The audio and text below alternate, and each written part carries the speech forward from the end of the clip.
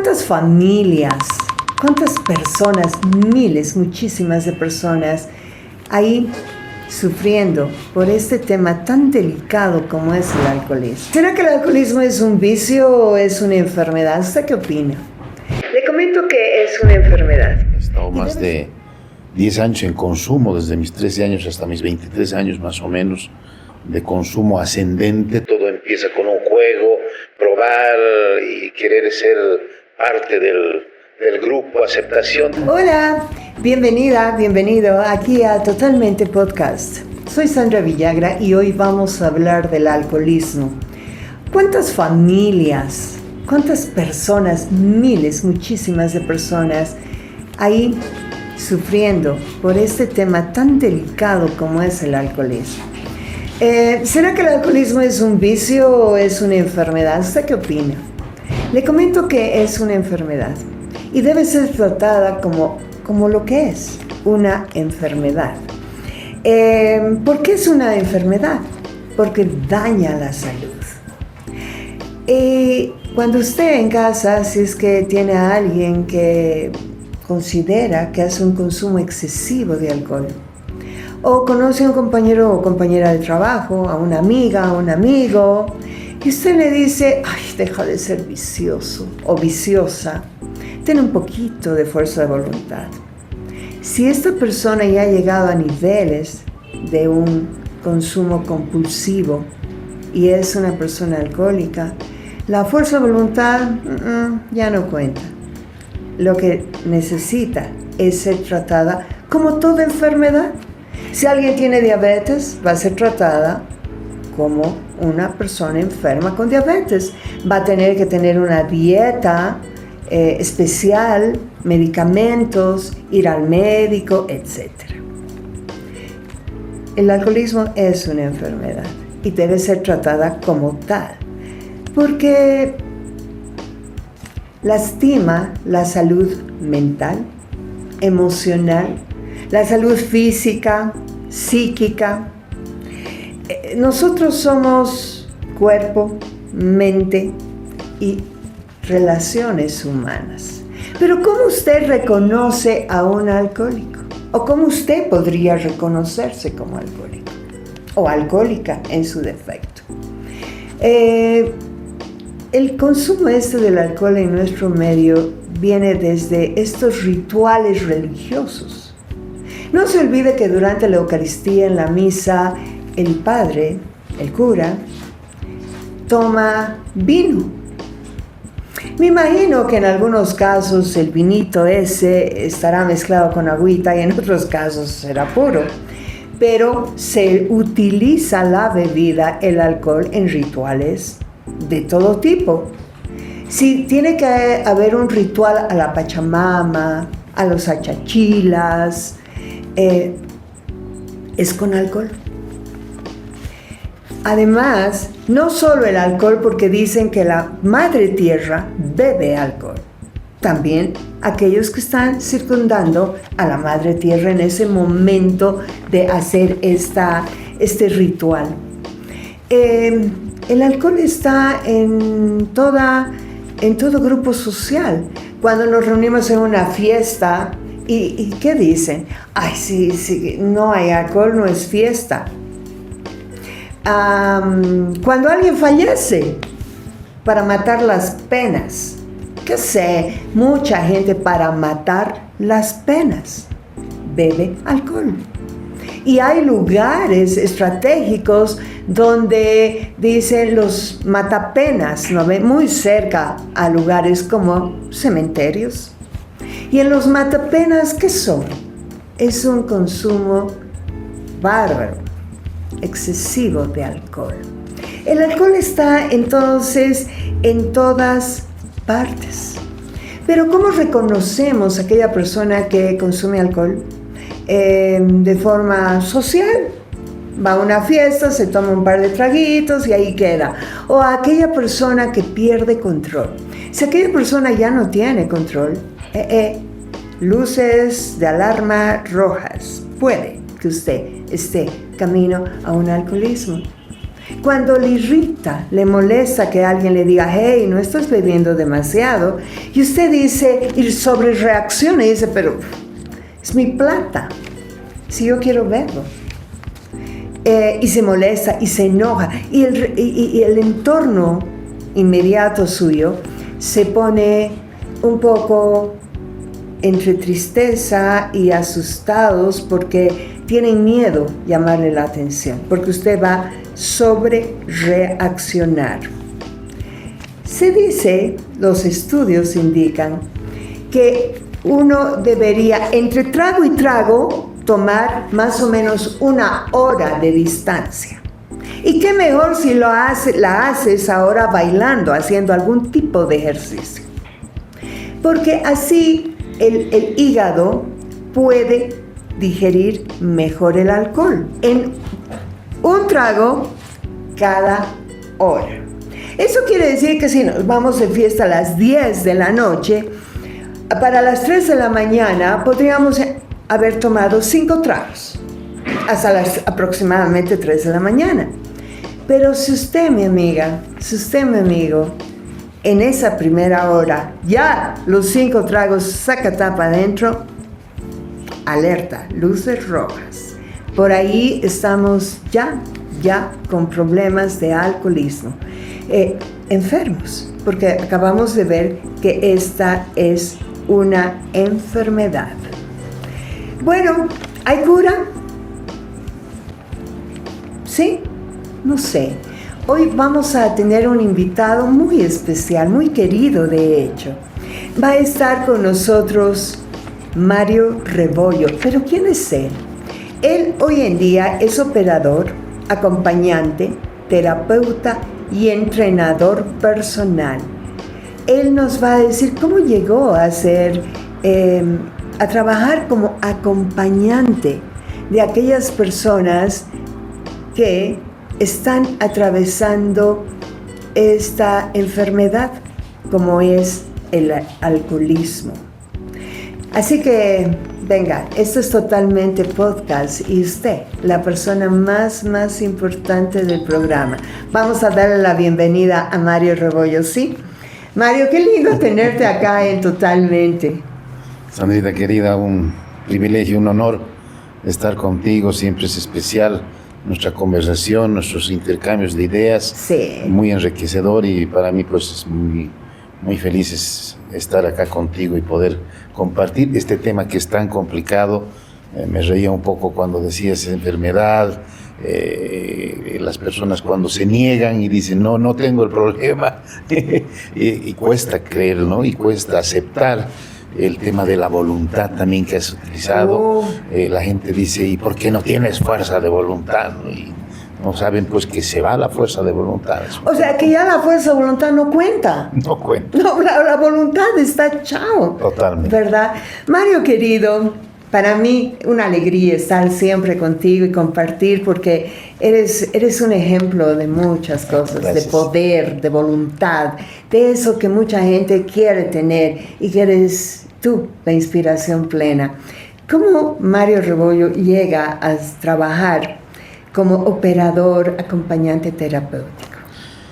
Bueno, hay una historia, ¿no es cierto? Uh-huh. Detrás de todo esto, yo soy una persona que me he rehabilitado, ¿no? He estado más de 10 años en consumo, desde mis 13 años hasta mis 23 años más o menos, de consumo ascendente. Todo empieza con un juego, probar y querer ser parte del grupo, aceptación, todo lo que uno ve, ¿no es cierto? Todo a lo largo de que a veces es aceptación. Total. A veces esto acompaña otras enfermedades mentales también, que puede ser depresión, ansiedad, ¿no es sí, crisis de ansiedad, etcétera. Vacíos afectivos, en fin, hay un conglomerado de cosas que se juntan para que uno empiece a hacer ese consumo, ¿no? Incluso lo genético en muchos casos. Hay corrientes que indican que la parte genética puede, da una probabilidad. Correcto. No es al 100%, no, pero sí hay una parte genética, y esa parte genética va a influir mucho, sobre todo si la persona está con problemas afectivos, está con problemas de depresión. Hay una historia por ahí de un poquito de problemas familiares, papá, mamá, divorcios, peleas, discusiones, bullying, en fin, todo eso es un conglomerado que va a influir de una o de otra manera que la persona tienda a buscar un escape, un lugar donde pueda refugiarse con el alcohol o con la droga, ¿no? No nos olvidemos que el alcohol también es una droga, ¿no? Pero es una droga, y es una droga legal, ahí va el peligro, porque es una droga legal el alcohol. Y la propaganda que hacen acá Por Dios, libremente, ¿no? Claro que sí. Entonces, Mario, me imagino que hubo algo que gatilló en ti y que empezaste a consumir ya de forma un poco más agresiva. Y compulsiva, sí. Lo que pasa es que uno no te das cuenta, ¿no? Estás empezando con el consumo, das vuelta a la página y se han vuelto 5 años, 8 años, 10 años, ¿no? Y no te das cuenta. No te das cuenta, rápido, ¿no? Y la familia tampoco, es como un letargo de adormecimiento que se te habitúa, sobre todo porque aquí, como estamos habituados a tomar y a hacer escándalo, todo es normal acá, ¿no es cierto? Entonces, eso es lo que sucedió, digamos. Yo tuve un consumo fuerte.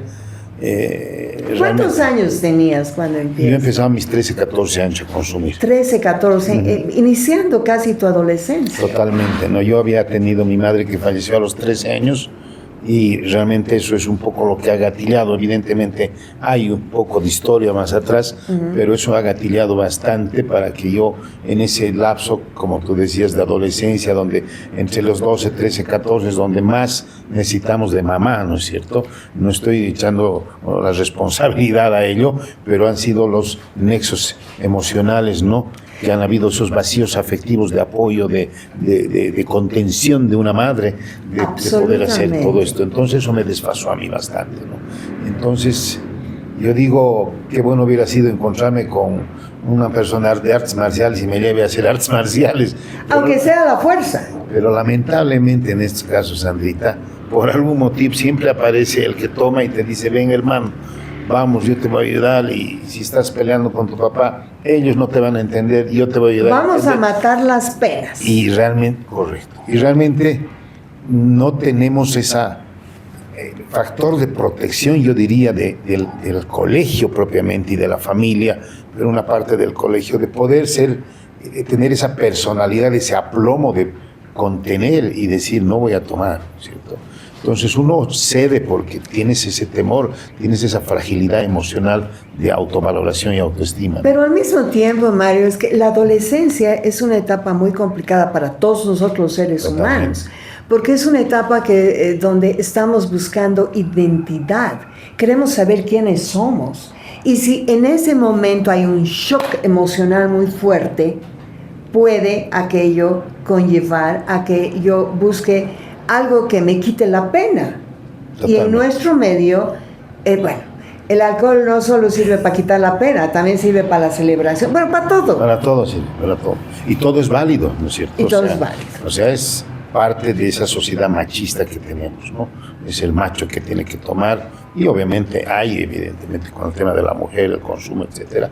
Pero todo esto se va tomando el principio que decimos, cómo uno se inicia, en querer ser aceptado, en querer... Mira, yo cuando hago trabajo con la gente, con muchachos, alguna vez dando charlas en alguna comunidad, yo les pregunto, ¿y cómo ustedes han empezado?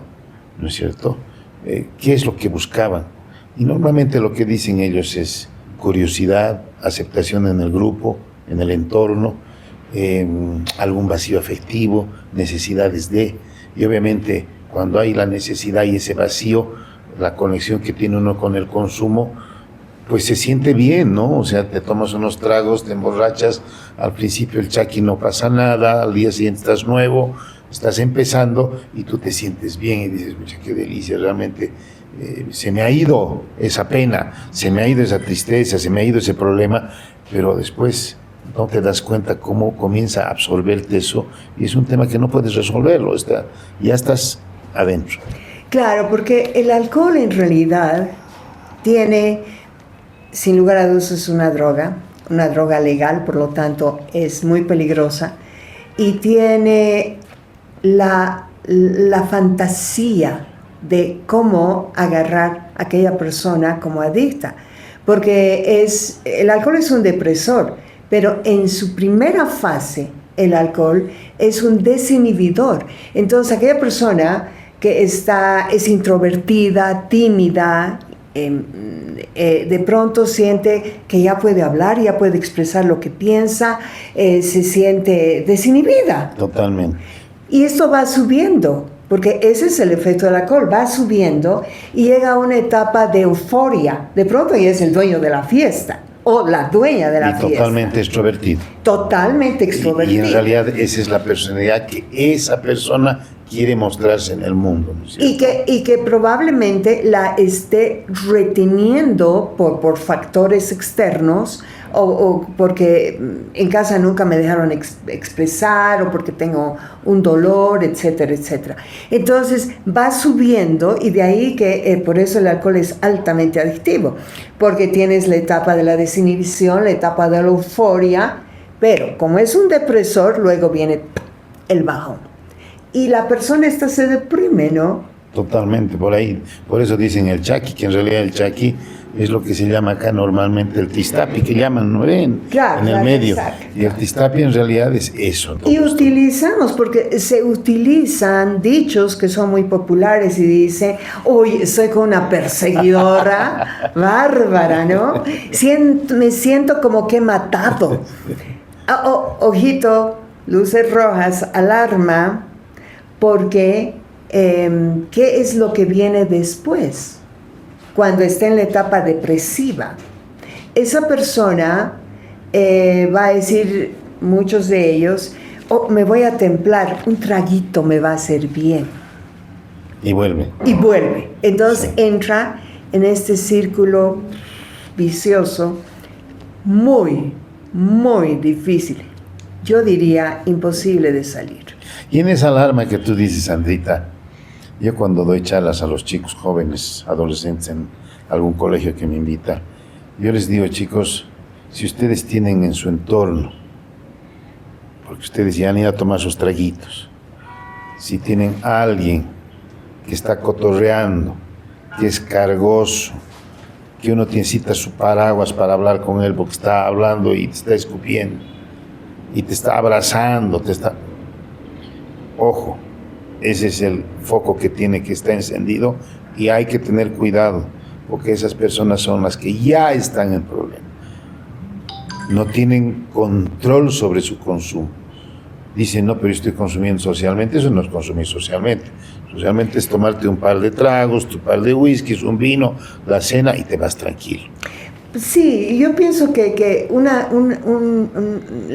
la clave, digamos, sería, Marito, el ver si tienes control.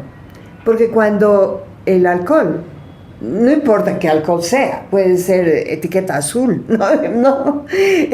O simplemente el soldadito, lo que fuese, ¿no? Normalmente se termina. Del azul se queda en el soldadito. Claro, va el soldadito, seguro. No hay problema. Pero cuando el alcohol ya tiene control de ti, porque tú ya no lo controlas a él y él te controla a ti, ojito, estamos en grave peligro. Es cierto, esa es una llamada de atención para las familias, los amigos, ustedes que están escuchándonos, si conocen que tienen amigos así, si hay en la familia algún integrante que tiene este descontrol de decir, pero si es normal hacer eso, y no tienen la aceptación y la responsabilidad de decir, sí, esto me ha pasado y estoy preocupado, entonces claro, hay que decirlo. Y lo que tú dices, decías hace un rato, tienes razón, porque la gente se molesta, y cuando se molesta, están en problemas. Están en problemas. Están en problemas. Es otro alarmante de decir, mira, no me molestes, no necesito. Así ¿Psicólogo es. ¿Para qué? Estupideces. Además es mi plata, es mi cuerpo, sí. Y yo no bebo. Yo sabré, ¿no ve? Y no bebo como tal. No, sí. Inmediatamente encuentran a alguien para señalar, juzgar y decir, ese tal o X o esa sí bebe, yo no. Porque es nada más una forma de justificación. Mario querido, tenías 13, 14 añitos cuando empiezas y qué momento te das cuenta, esto porque sirve para todos aquellos que nos acompañan, y dices, miércoles, ya no la puedo parar. Todos nos damos cuenta, y los que están en problemas y me están escuchando saben que no podemos mentirnos. Yo a mis 15 años sabía que estaba en problemas. A mis 18 años yo sabía que era alcohólico, pero no, ni siquiera lo mencionaba. Yo me acuerdo que mi padre, por suerte, me dio la posibilidad de ir a estudiar afuera, y yo en el avión decía, ¿qué voy a hacer? Porque tengo problemas con el alcohol. Llegué allá y tuve mis problemas con el alcohol y la droga, ¿no? Claro, entonces, porque ahí ya no había ni control ni nada. No, nada, pues era un barril sin fondo, ¿no es cierto? Entonces, sabemos, y eso me ayuda mucho a mí hoy por hoy cuando trabajo terapéuticamente, ¿no? Entonces, yo llego después de estar en Estados Unidos, continúo mis estudios acá, y al final el descontrol en mi vida estaba cada vez más. ¿Qué quiere decir descontrol? Te recoges 2 de la mañana, 4, 5, 6, 8, 10, 11, no te recoges 1, 2 días, 3 días. Y la familia, obviamente tú has avanzado con la familia, ya la familia no sabe qué hacer. Y el problema es que cuando la familia deja avanzar, claro, y recuperar ese terreno, te lo dedico. Eso es bien complicado. Entonces, lo ideal es no dejar avanzar. Porque es un poco tarde. Pero totalmente. Ahí en ese punto, Mario, ¿cómo las familias pueden realmente tomar atención de que esto ya está en descontrol? Antes de, o sea, a un inicio. Bueno, es que lo que pasa es que necesitan pues límites, ¿no? O sea, hay normas y reglas en la casa, a qué hora se les recoge.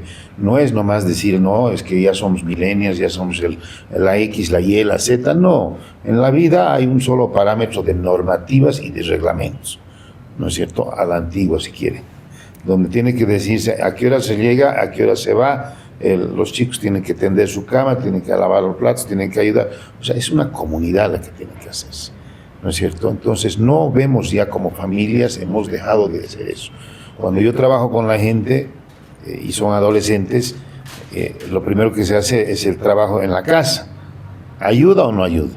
¿Tiende su cama o no tiende su cama? Entonces, la gente ya tiene que tener esos como normativas. Y las personas que están, o los chicos que están consumiendo, hay que frenarlos, ¿no? O sea, no puede salirse jueves, viernes, sábado. Tiene que haber un parámetro de orden, ¿no? Pasa que en esos tiempos, sin lugar a dudas, todos trabajan. Te das cuenta, papá, mamá, todo el mundo sale a trabajar. Yo he tenido en consulta algunos casos donde los chicos salían de colegio o de clases, porque ahora es horario continuo, salen 1, 2 de la tarde. Antes, en mis tiempos, era mañana y tarde, ¿verdad? Hasta las 12 y de 2:30 hasta las 4:30. Hoy no, hoy es de 8:30 a 1:30 y algo así. Entonces, estos chicos, hermanos, llegaban a casa, claro, el almuerzo estaba ahí esperando, qué sé yo, pero no había nadie en casa hasta las 9, 10 de la noche. Entonces, empiezan como por curiosidad, no hay nadie en casa, probaremos un traguito. Y de pronto esto empezó a hacerse casi todos los días. Y claro, cuando llegaban los papás, que eran las 9, 10 de la noche, los chicos estaban durmiendo y decían, oh, qué bien que están durmiendo temprano, se van a levantar temprano para ir al colegio, qué buenos chicos, ¿verdad? Porque obviamente limpiaban todo, pero estaban durmiendo de borrachos y no se daban cuenta los papás. Claro, ya debía tomar tiempo antes que se den cuenta, ¿no? Ya tomaban tiempo, hasta que por X o Z razón, un día la mamá que tenía que ir a recoger algo a casa o algo, no llega pues a las 9 o 10 como horario de costumbre, sino va a las 5 de la tarde a recoger algo de emergencia. Y cuando entra a casa encuentra, bueno, Sodoma y Gomorra, chicas y chicos. San Juan y Mendoza todos. Entonces, entre San Pedro y San Remo.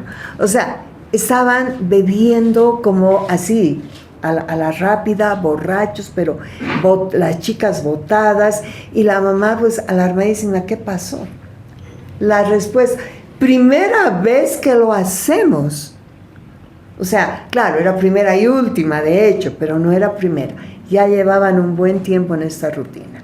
Entonces, tú dices límites, sí, pero ya no hay la presencia esa continua de los padres hoy en día. No como antes, y obviamente como padres tenemos que buscar nosotros cómo vamos a acercarnos a nuestros hijos para evitar y tener, si quieres, la seguridad de que ese lapso que están solos, ellos van a saber utilizar bien su tiempo, ¿no?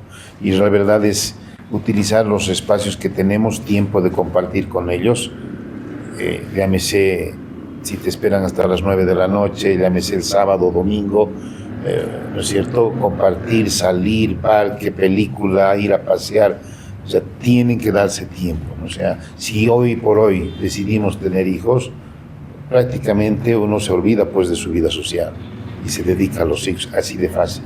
No puede haber, yo sigo jaraneando, sigo con los amigos, podemos hacerlo, no crean que soy a la antigua, o sea, tú conoces a Sandrita, mi carácter, tengo mi gimnasio y siempre estoy al día en todo lo que se refiere de poder salir, compartir, pero tiene que haber mucho control sobre eso, ¿no? Y realmente, volviendo un poco a mi historia, donde empecé realmente a desbaratarme y a perder el control, fue cuando ya no había un límite, o sea, nadie me controlaba. Porque claro, todos estábamos con la pena de que mi madre había fallecido, mi padre estaba totalmente deshecho. Y yo recuerdo que la primera vez que llegué farreado, llegué y mi hermana y mi tía, la hermana de mi mamá, me dicen, ¿qué va a decir de tu papá? Ya, entrate al cuarto. Y me oculta. Y lo correcto hubiera sido que me enfrenten y seguramente mi padre de repente me va a dar un chopazo y ahí va a cambiar todo. Pero me ocultaron. Como me ocultaron, yo dije, me van a ocultar otra vez. Entonces, al siguiente viernes, otra vez, y otra vez, y otra vez. Así comenzó. De un viernes al otro viernes, y después se fue. Ya lo que te he contado, ¿no es cierto? Que ya era una cuestión de un consumo extremadamente duro. Ya cuando volví de Estados Unidos, me vine acá a La Paz. Después, un poco para hacerlo más rápido, el consumo continuó. Y ya pues la falta de respeto a la casa de mi padre, todo ese descontrol, pues ya lo que ocasioné fue que, y lo voy a decir ahora, que no es que me han votado, porque en alguna entrevista he dicho, me dieron una entrevista y me dice, es que me han votado, dice, ¿no? Y viene la familia y me dice, ¿quién te ha votado? Nadie te ha votado, sino que las circunstancias, amigos y amigas, las circunstancias han hecho que la familia asfixiada no tiene otra cosa que invitar, lo diré de mejor manera, a que uno se vaya.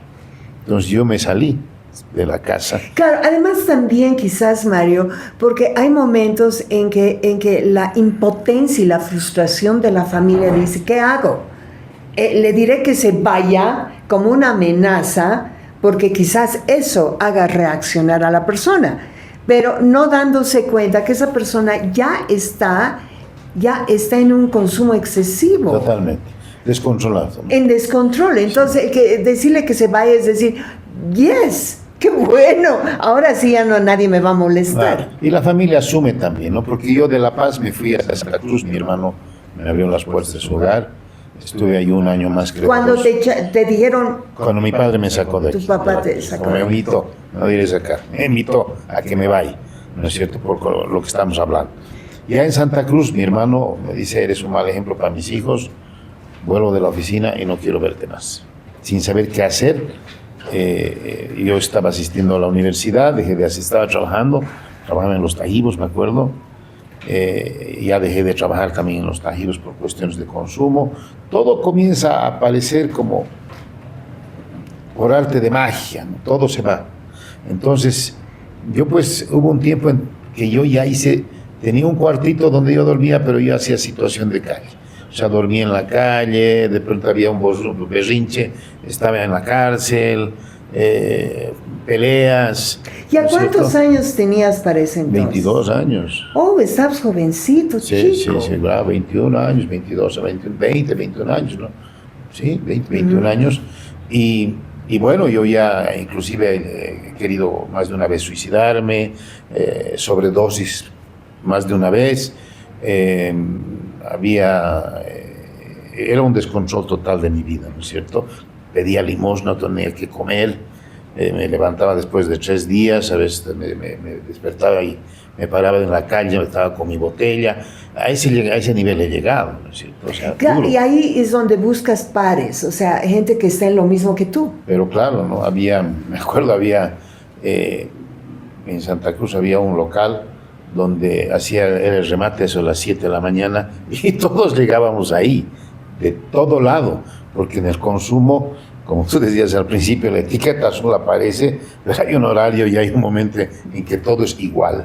La gente, ahí podemos decir que no hay discriminación de nada, porque todos estamos juntos, todos tomamos juntos, todos drogamos juntos, y esa es la idea, ¿no? O sea, claro. Grave.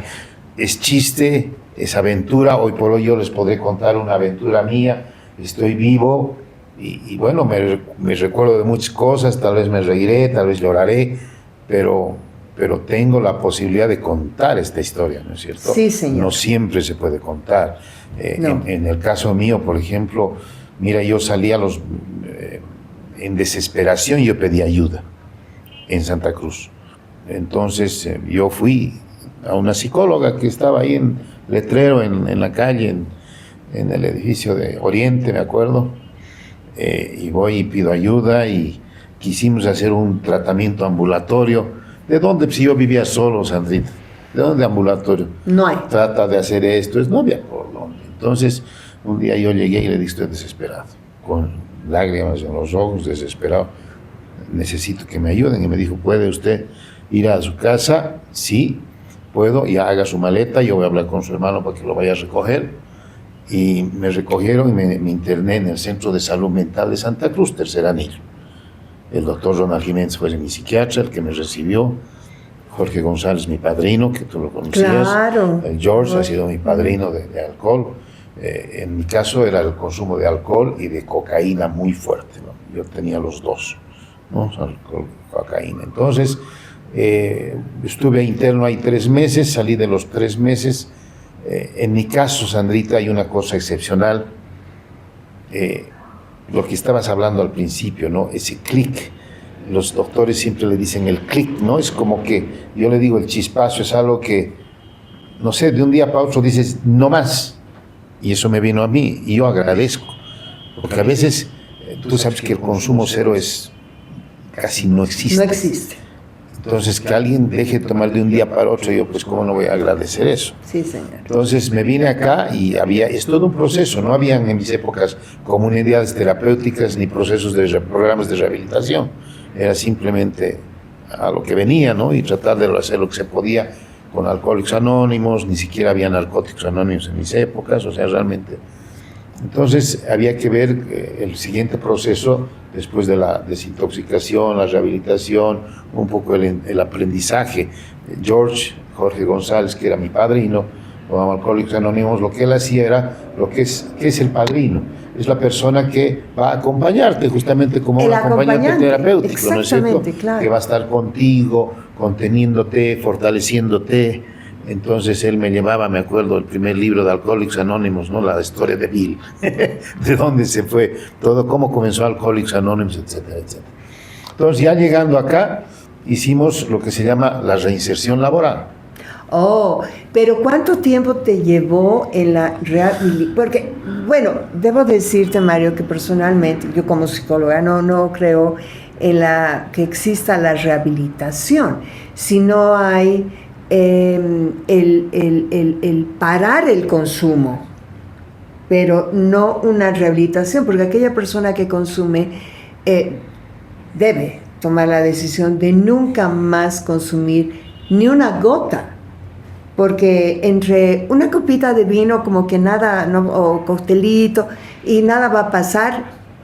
Claro, en eso tienes reinicia, razón. ¿No? Por eso es importante que uno asuma esa responsabilidad de decir, por eso cuando tú vas a una reunión y con las disculpas de la AA y la NA, la Narcóticos Anónimos, bueno, se lo ven en las películas, me dice, yo soy Mario y soy alcohólico. Y uno tiene que, o sea, y no tengo por qué sentirme mal, o sea, en los procesos de aprendizaje como terapeutas a veces te dicen, ya no tiene, hay que llamarlo el usuario, ya no lo llamamos alcohólico, ya no lo llamamos drogadicto. Yo no me siento mal de que se me llame hoy por hoy drogadicto, alcohólico, porque ese ha sido mi estado que tenía, y tengo que tener presente que tengo yo un estado de alcoholismo y drogadicción cesado. Bien. Obviamente sin consumo, y obviamente tengo que saber que no puedo volver a consumir. Es más, Sandrita, yo he tenido recaída, he conocido la recaída. Después de haber estado 6 años en sobriedad total, con la reinserción laboral, mi familia me ayudó a poner un gimnasio y yo me formé como entrenador personal. Ahí vamos un poquito viendo de dónde me inicié. Claro. Y yo me inicié como entrenador personal porque ha sido parte de mi reinserción laboral.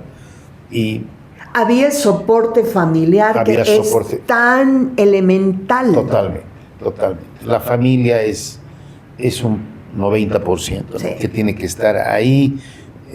No pueden tirarse la pelotita, que tú tienes la culpa. Si hay una persona que tiene problemas de alcoholismo, como la persona que tiene diabetes o la persona que tiene autismo, pues la familia tiene que cambiar su estado de trabajo en conjunto como equipo, y tienen que estar pendientes todo el tiempo de ellos, ¿no es cierto? No pueden agarrar y decir, es que lavarse las manos, ¿no? Marito, viene una rehabilitación al medio ambiente también, porque la familia se hace coadicta a la personita esa que está en adicción también. De ahí que hoy en día, lo que tú mencionabas, que Alcohólicos Anónimos, por ejemplo, o Narcóticos Anónimos, es uno de los mejores programas que hay a nivel mundial.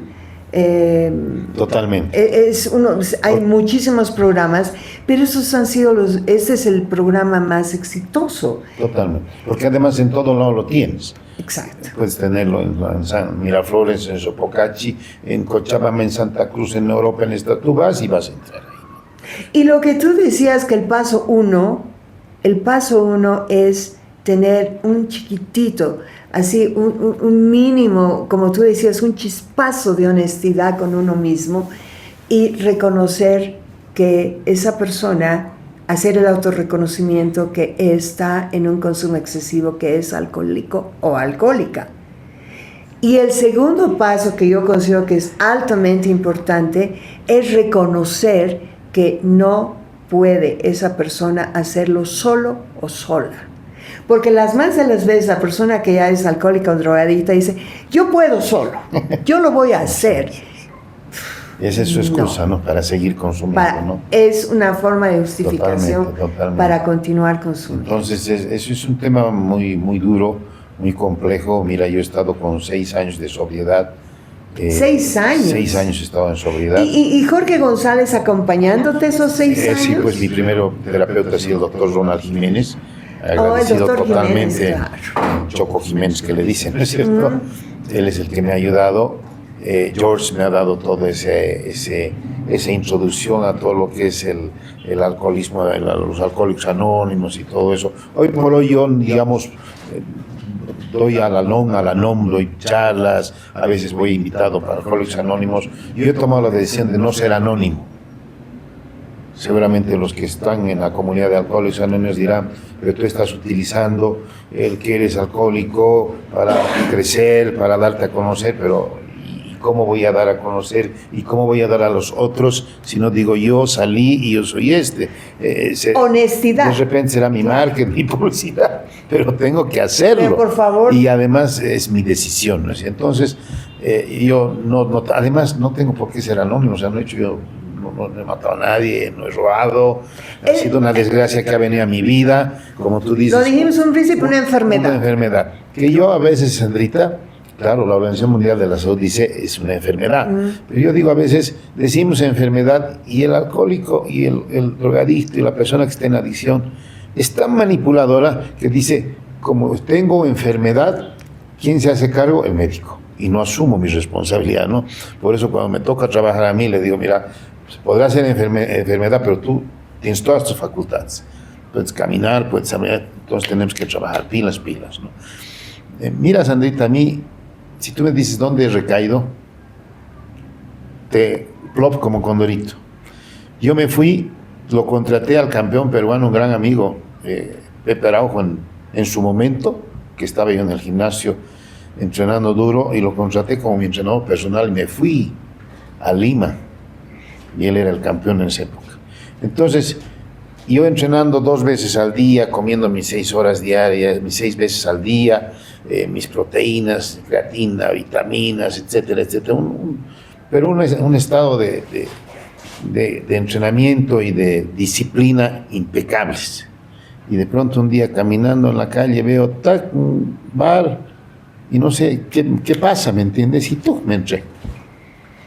Ahí en Lima. En Lima. Ni siquiera con gente farreando, nada. Yo, sí. Es como que hoy por hoy, hablando con profesionales, contigo, Sandrita, cuántas tertulias hemos tenido de compartir esto, amigos psiquiatras, psicólogos, entender por qué ha habido esa recaída. Solamente hay la explicación de que no ha habido el trabajo completo. O sea, una persona tiene que trabajar, y más allá de que tenga adicción o no tenga adicción, la persona, el ser humano, tiene que trabajar ese proceso de conocer su interior, lo que está tanto de moda ahora, ¿no es cierto? Pero realmente hacerlo con esa conciencia y esa responsabilidad. Entonces yo recaí. Sería, digo yo, que de repente te sentías muy empoderado y muy confiado, como que... Eso me dijeron los alcohólicos anónimos. Me dijeron, Mario, tu arrogancia estaba a tal nivel, porque yo no fumaba, no tomaba, me levantaba a 4 de la mañana, iba a correr, hacía pesas, no tomaba café, o sea, realmente... Estabas totalmente en control. Están de moda ahora, ¿no es cierto? No, pero... Yo ya lo he hecho. Pero claro, pero en control de todo. De todo. Entonces me dijeron, Mario, estás arrogante, bájate de tu pedestal, vas a recaer. Me dijeron eso. Porque yo les decía, ¿cómo? Además, la arrogancia va un poco de la crítica de creerse más que los demás. Y esto es un poco para los políticos, perdón, Sandrita. No, perfecto. Les queda bien. Entonces, todos ellos, cuidado, vayan a recaer en sus vidas. Pero bueno, volviendo a lo nuestro, estaba yo demasiado, ¿no? O sea, yo me creía el men de la mano. Y yo sabía que estaba pasando eso. No había trabajado en mí. O sea, me creía demasiado porque había logrado algo que es imposible de lograr, ¿no es cierto? Prácticamente. Entonces recaí. Y entras a un bar y ¡zan! Un drink. Y el drink, dices, lo típico. Por eso todas las personas con las que trabajo y tienen problemas de alcohol y dicen, yo puedo volver a tomar un poquito. No hay posibilidad de volver a tomar. Nada. Malas noticias, no se puede. A mí me dicen, y los amigos a veces me dicen, no, pero un poquito no podrás, pero algo, mira, les digo, si vas a pagar mi rehabilitación, le meto, por broma, ¿no es cierto? Claro. Dependiendo cómo me agarran a mí, de humor o no de humor. Porque cuando no estoy de humor y exige, porque la gente a veces te friega, ¿no? Sí. Entonces yo les digo, perdón la expresión, déjenme de joder. O sea, he venido acá a la fiesta, a la reunión por ustedes, o porque tengo que tomar. Y si no, me voy. Es que, Mario, hay una presión social total, muy fuerte. Y eso es lo que más trabajo yo con la gente. Excelente. Ayudarles a que nosotros, porque el empoderamiento se da la vuelta. Hoy por hoy, lo agradezco y lo digo con mayor humildad, la admiración que tienen en mí, en una reunión, porque yo no consumo, y tú sabes, y me has visto en más de un lugar donde pareciera que estoy farreado, lo que me divierto, río, hago chistes, bromas, o sea, no se necesita el consumo. No se necesita. Ahora, si hay alguien que puede controlarlo y lo hace socialmente, bienvenido, pero yo no, y yo he aprendido a a controlarme de diferente manera. Y en ese punto, Mario, querido, es el poner límites. Personalmente, yo no bebo más de 2 tragos, o sea, porque 3, digamos así, wow, porque es algo extraordinario. No bebo. Entonces, y las personas te exigen, dicen, ¿por qué te haces? O porque no sé qué. Y yo también me río, bailo como una loca y todo aquello, pero no bebo. Y yo soy un poco contundente en ello, ¿no? Si me sigues exigiendo, me voy. Total, eso es lo mismo, ¿no? Y claro, es lo que me sucedió. Yo de un día para otro, la primera vez que vuelvo a tomar era como la primera vez, entonces siento un chaki, al día siguiente otra vez, como cuando pero bebes un traguito y del uno a otro. Me eché una farra. Ah, ya. Okay. Pero después al día siguiente estaba con el Chucky, tenía que ir a entrenar y bueno, yo cuántas veces, mira, yo me recogía tarde, cuando no estaba todavía Campo Profundo y me cambiaba y directamente iba a jugar fútbol a las 7 de la mañana, me iba a la cancha el 31 de octubre y jugaba. O sea, una de las cosas que me ha ayudado, por eso yo el tratamiento que hago es con deporte. Excelente. Porque el deporte siempre va a ayudar, así no te guste hacer, pero eso te va a ayudar a cambiar tu nivel de voluntad y de fuerza. Entonces, yo comencé a tomar y de pronto ya me doy cuenta y ya estaba consumiendo otra vez cocaína y me perdía tenía mi sucursal, tenía los 2 gimnasios y nuevamente gracias a mi familia no he perdido, porque ellos han visto mi familia durante 2 años mis gimnasios y bueno, he logrado salir adelante otra vez, pero fue un proceso, Sandrita, te lo dedico, es la bola de nieve. Claro. Peor que cuando consumes, no había cuando pare de consumir, es una desesperación. O sea, tú ya no quieres, yo no quería despertarme porque sabía que despertaba y iba a consumir otra vez, porque no hay el control.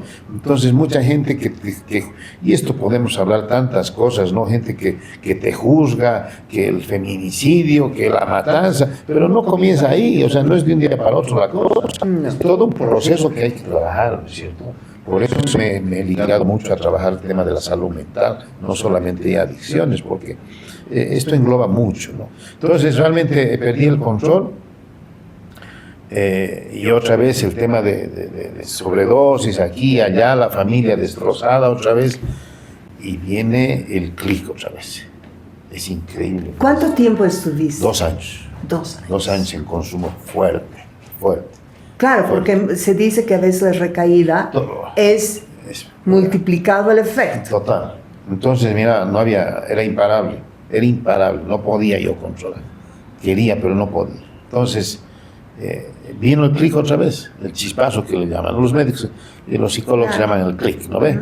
Yo le llamo el chispazo, que de un día para otro es como algo, o sea, te puedo contar cómo ha sido ese chispazo, ha sido un encuentro y cada vez que me acuerdo de esto, pues es muy doloroso porque yo lo mandé a tal parte a mi padre porque llegué a casa después de 3 días, creo, y él, para variar, siempre entraba al cuarto y el sermón, la llamada de atención, entonces yo lo mandé a rodar totalmente y lo vi a mi padre con la cara demacrada, unos ojos totalmente desorbitados de esa angustia, de esa impotencia, de esa tristeza. Y lo vi y no sé qué me pasó ahí. Hice el clic. Y la llamé a la esposa de mi papá y le dije, llévenme por favor a un hospital. Quiero, no había todavía, bueno, ya estaba creo el Intraí, ¿no ve? Pero quiero desintoxicarme porque normalmente yo me desintoxicaba y hasta eso es pues la manipuleo de nosotros los adictos, ¿no ve? Porque la desintoxicación es para, ¿no es cierto?, tu suero, proteína, vitaminas, para volver a empezar y tener más resistencia. Por eso yo les digo a las familias, no hay que hacer eso, ¿no? Pero bueno, entonces me llevaron y yo desde esa vez 0. Entonces ahí yo dije, Mario, tienes que cambiar tu vida, tienes que conocer un poco, éntrate en ti mismo y comenzar a vivir mi vida, así como en el cine ahí por Ayacucho, pare de sufrir, yo pare de vivir. Todo lo que yo ganaba en mis sueldos de cuando trabajaba era para terapias.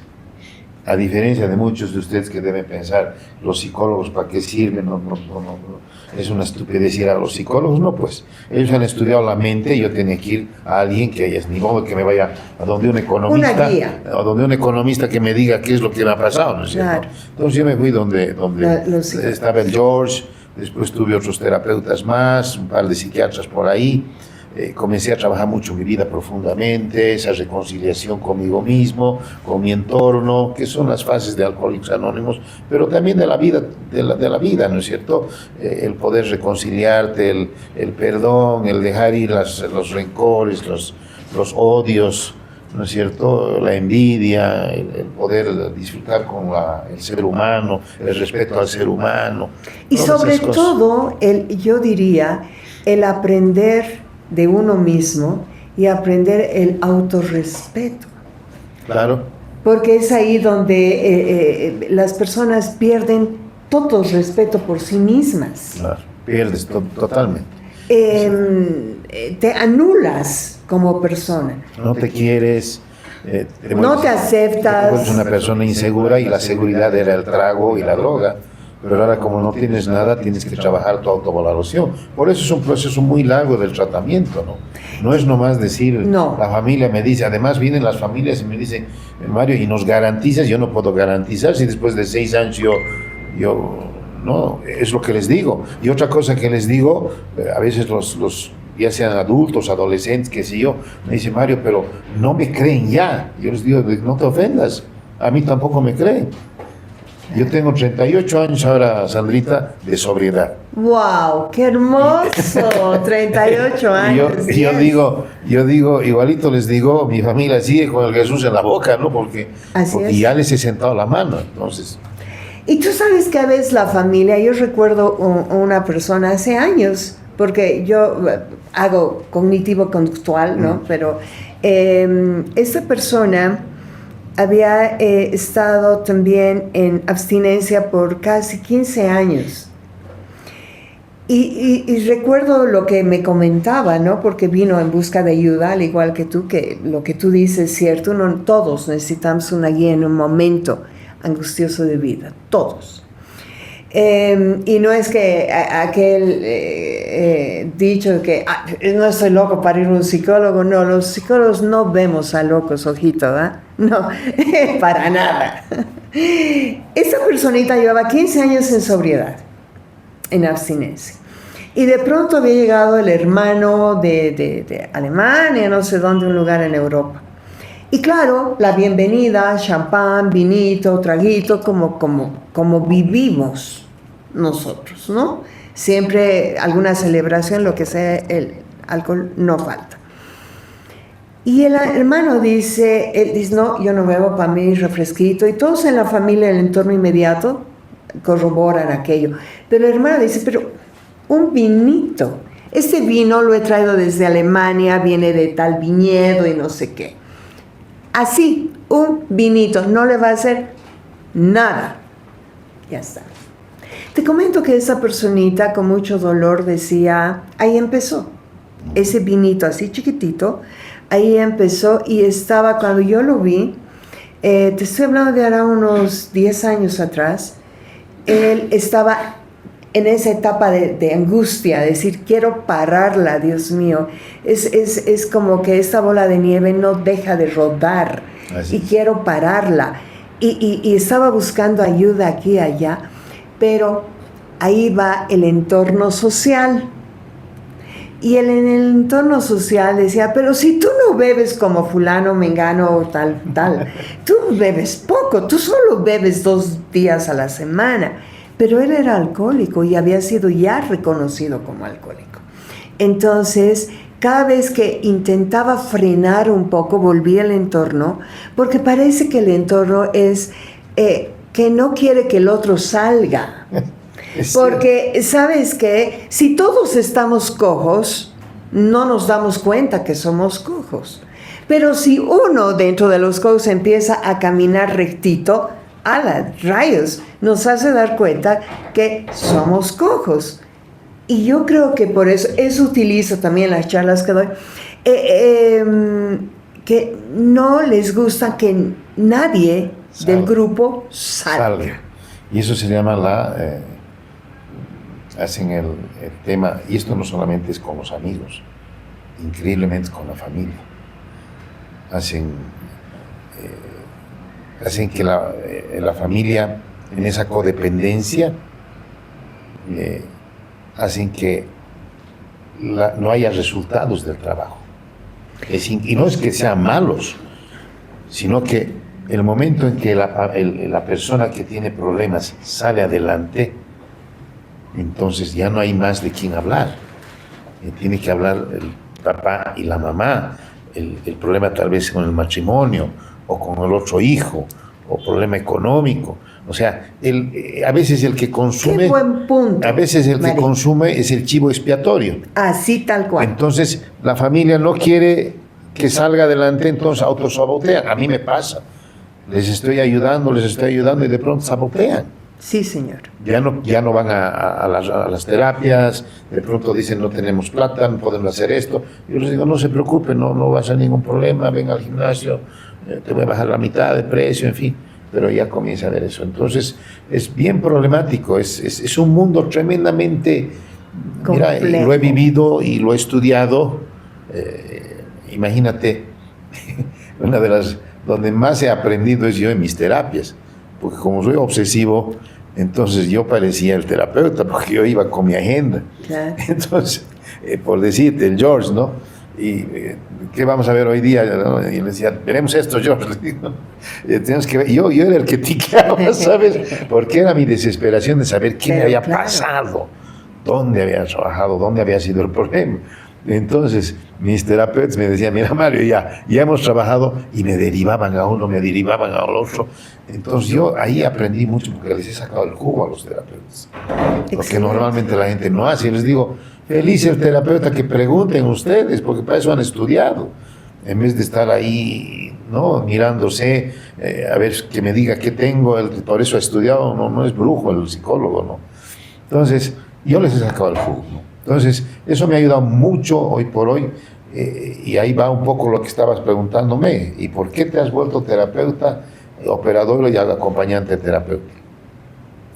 Este es, sobre todo, una gratitud, Sandrita, a la vida. Estoy vivo. ¿Ves? Yo estaba botado con sobredosis, he estado en momentos en que podía haber estado con pistola en mi cabeza, me han jugado ruleta rusa. Uy. El gatillo pasaba y nunca salía la bala. O sea, si te contara, realmente quisiera escribir mi libro y poder contar tantas cosas. Y estoy vivo. Me querí suicidar más de una vez. Entonces, he dicho, estoy vivo y he vuelto a la vida por segunda vez. Yo he sido desahuciado 2 veces por el consumo de alcohol y drogas. Y una cuando tenía 12 años me dio peritonitis del apéndice. Me reventó el apéndice dentro de mis... Claro. Y me sacaron de emergencia y yo me estaba yendo, ¿no? Entonces, igual, fue una historia, y ahí me desahuciaron también.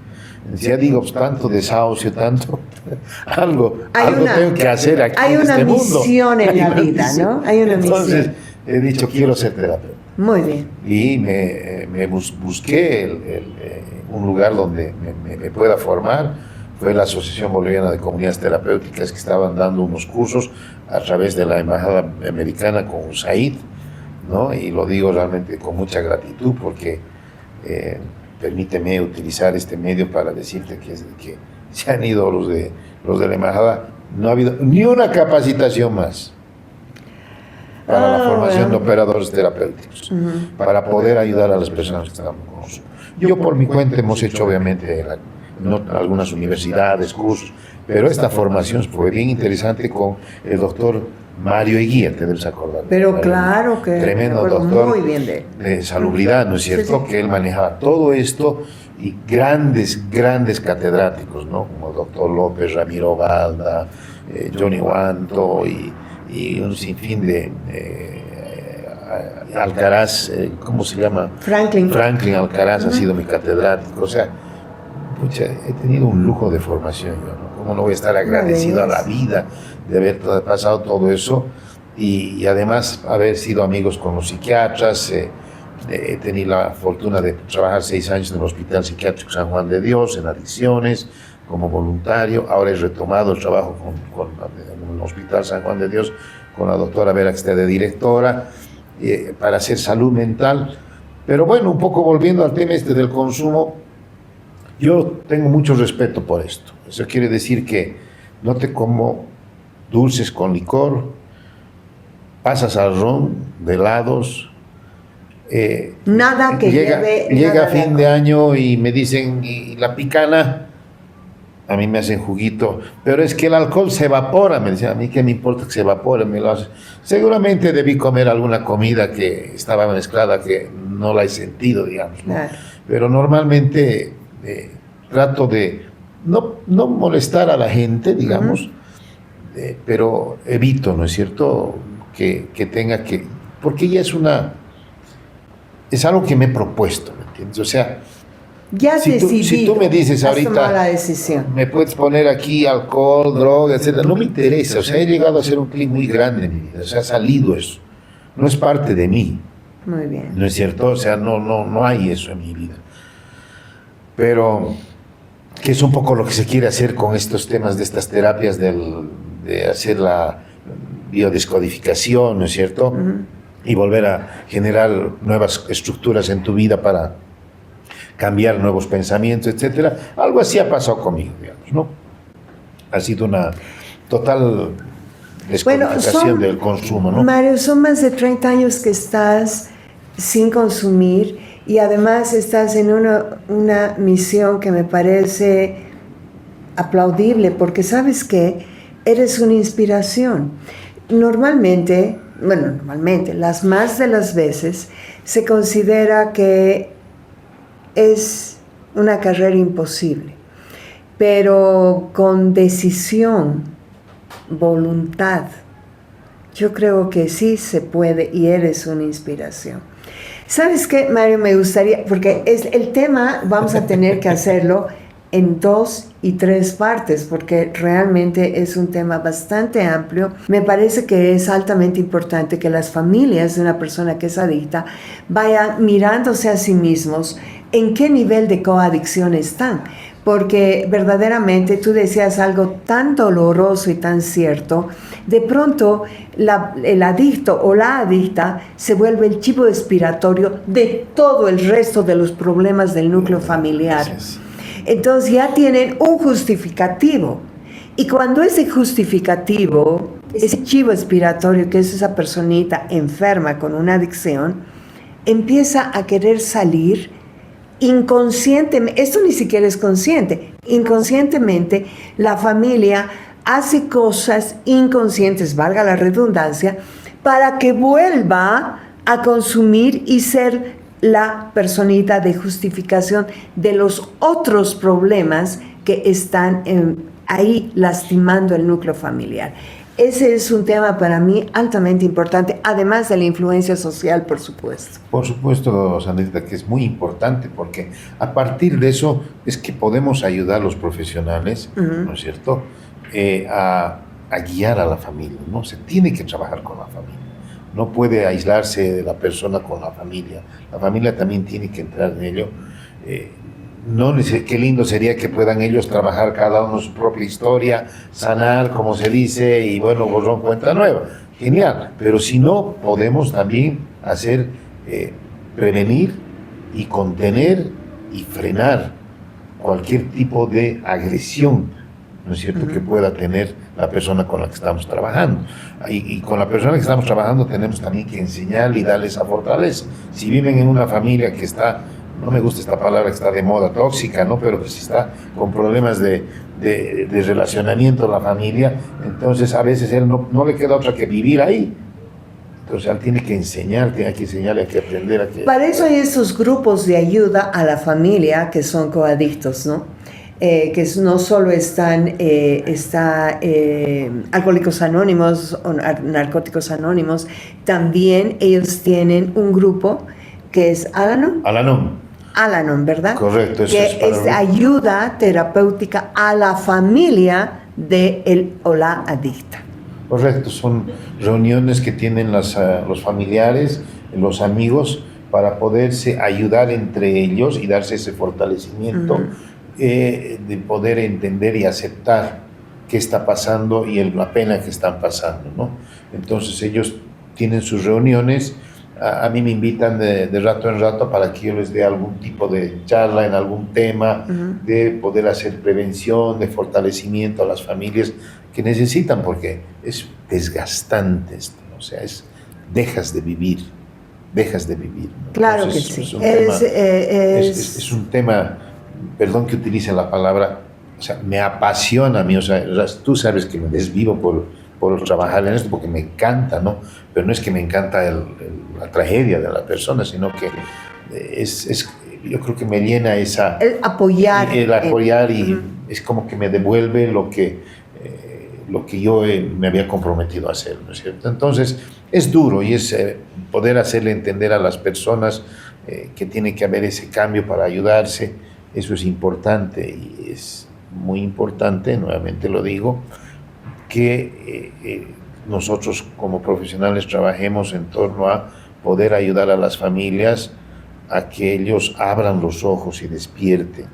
Y la única manera es confrontándolos, pues, y diciéndoles pues que ellos también tienen Exacto, este problema, sí. ¿no? Yo creo que a veces la familia tiene un poco de miedo a la reacción de la personita que está ya en adicción, alcohólico o con... Bueno, el alcohol es una droga. Entonces, el afrontar la situación y en muchos casos, ese momento dice, no, me va a odiar. Si yo le afrento y le digo, hey, eres un alcohólico o eres una alcohólica, me va a odiar. Pero te comento que te va a odiar mucho más en el correr del tiempo. Quizás manito dura a un inicio para que busque una comunidad terapéutica, para que busque una forma de ayuda. Necesita ayuda, solo no puede. ¿Será que nosotros los bolivianos vivimos en una sociedad alcohólica, Mario? Definitivamente, pues somos, no queda otra, ¿no? O sea, no queda de otra. No podemos estar sin ello, ¿no? Y es lamentable cómo utilizamos políticamente eso, ese manipuleo totalmente trágico de hacer grandes festividades para ascensión de gobernantes, o el 16 de julio o el 6 de agosto, lo que fuese, para que la gente se olvide un poco de todo el problema que hay. En otros países es el fútbol, en realidad no ve los estadios llenos. En Argentina quitan esa euforia, ¿no? Entonces aquí aprovechan el consumo, el alcohol, la fiesta y todo ello para poder hacer el poder quitar esos malos momentos que uno tiene para poder consumir, ¿no es cierto? Entonces somos una sociedad de consumo fuerte, masivo, peligrosa, sigue en ascenso, no hay freno. Yo veo el poco control que había antes de la alcaldía y de las autoridades en las calles. Esto que ayuda bastante el que ahora la policía controle a los conductores que están ebrios, porque si no obviamente van a pagar un montón de dinero, pero no es pues que lo están haciendo porque quieren ayudar a ese cambio de la persona, ¿no es cierto? Sino porque, seamos honestos, o sea, estás con jarra y listo, tráeme nomás tu multa y no hay nada por esa persona que se está haciendo.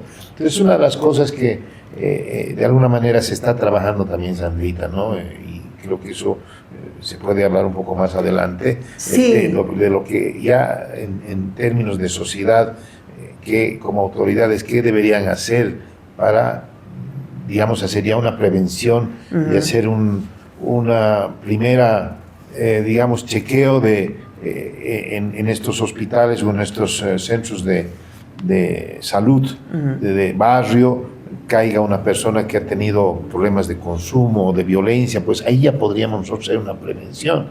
Siempre tenemos que esperar al último, a la tragedia, y ahí los medios de comunicación salen y hablan de la tragedia, del juzgamiento, el alcohólico, el drogadicto, el feminicidio, pero no hablamos pues mucho más antes, que ha pasado 6 años, 8 años en esa situación. No es que un día uno se levanta de la nada y decir, voy a hacer esto, ¿no? Entonces es un tema muy complicado. Te invito a hacer una segunda parte donde me gustaría hablar precisamente, ya aterrizar en nuestro medio, en Bolivia, y ver, no hay estudios últimos que yo sepa sobre la prevalencia del consumo excesivo de alcohol y el alcoholismo en Bolivia.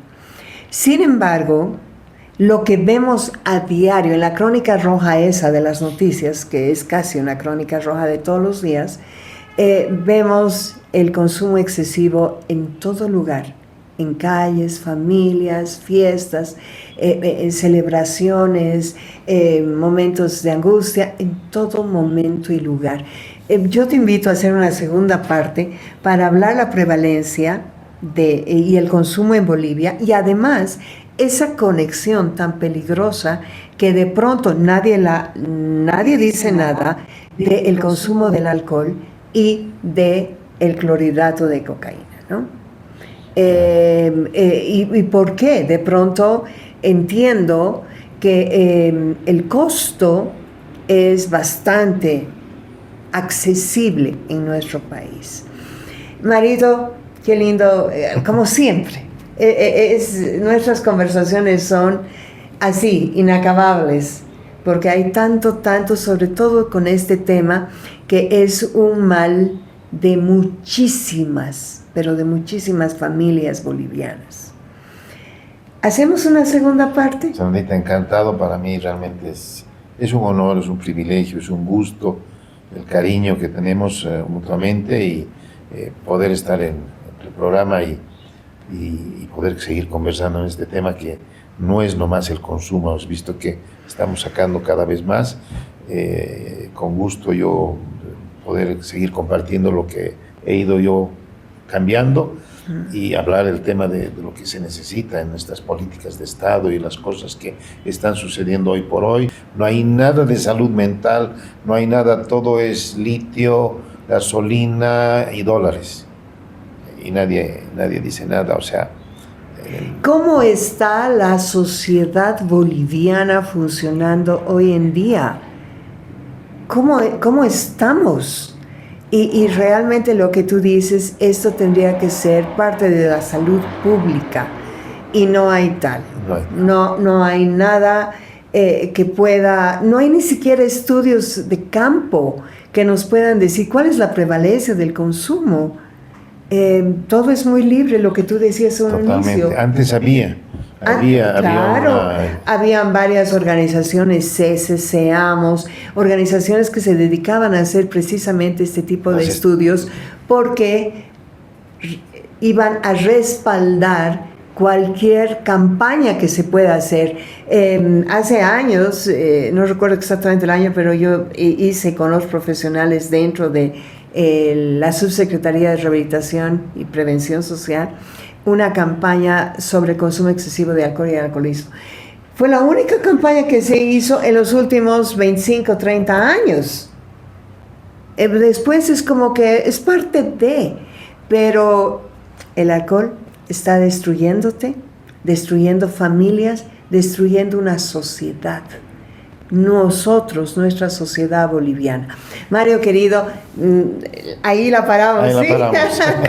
Gracias. Gracias, Sandrita. Gracias a todas las personas que están ahí viéndonos y estoy listo para hacer nuestra segunda parte. Regio.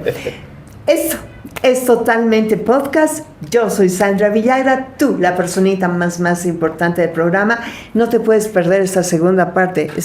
Va a estar mucho más interesante que la que acabas de ver, ¿sí?